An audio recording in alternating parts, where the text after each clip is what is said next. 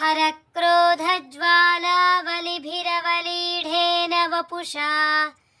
गभीरे तेनाभिसरसि कृतसङ्गो मनसि जः समुत्तस्थौ तस्मादचलतनये धूमलतिका जनस्तां जानीते तव जननि रोमावलिरिति यदेतत्कालिन्दी तनुतरतरङ्गाकृति शिवे कृशे मध्ये किञ्चिज्जननि तव यद्भाति सुधियाम् विमर्दादन्योन्यं कुचकलशयोरन्तरगतं तनूभूतं व्योम प्रविशदिव नाभिं कुहरिणीं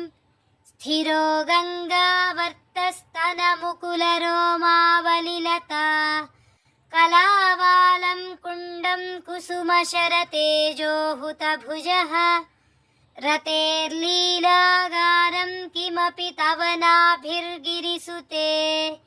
बिलद्वारं सिद्धेर्गिरिशनयनानां विजयते निसर्गक्षीणस्य स्तनतटभरेण क्लमजुषो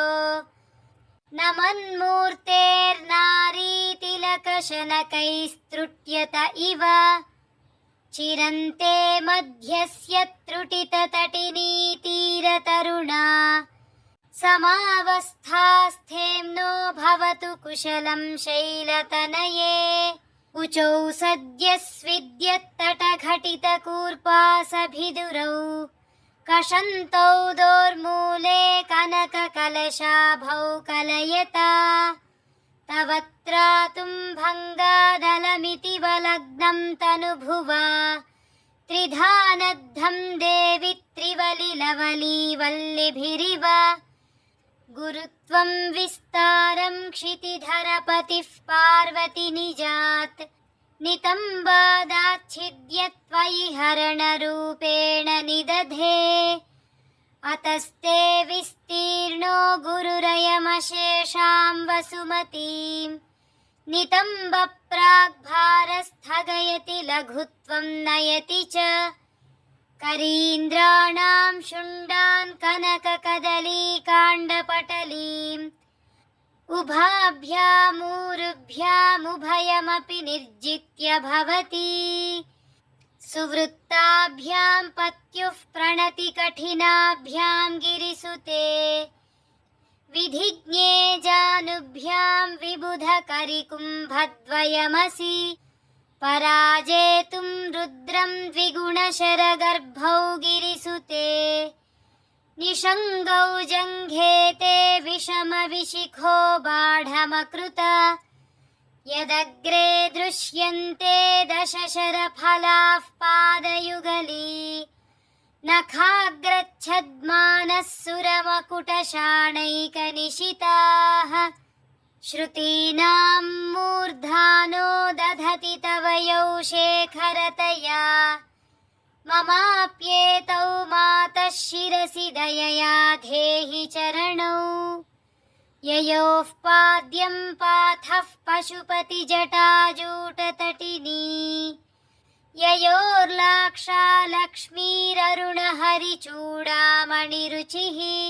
नमो वाकं ब्रूमो नयनरमणीयाय पदयोः तवास्मै द्वन्द्वाय स्फुटरुचिरसालक्तकवते असूयत्यत्यन्तं यदभिहननाय स्पृहयते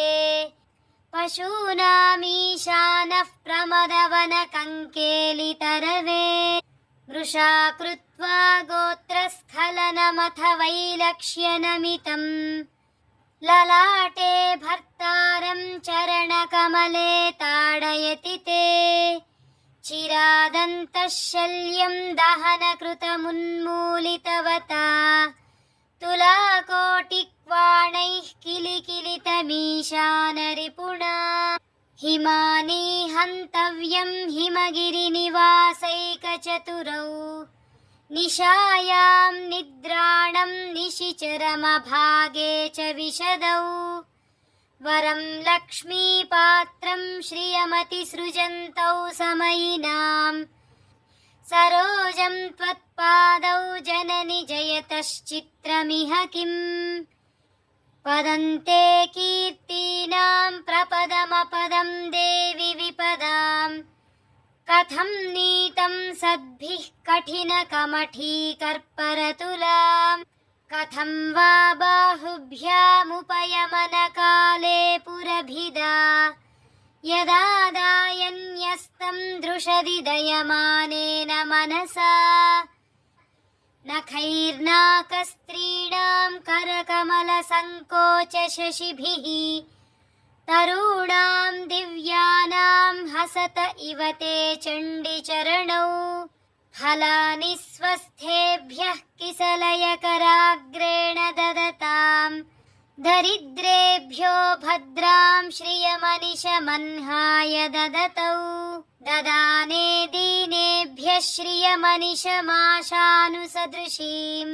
अमन्दं सौन्दर्यप्रकरमकरन्दं विकिरति तवास्मिन् मन्दारस्तबकसुभगे यातु चरणे निमज्जन्मज्जीवः करणचरणः षट्चरणताम्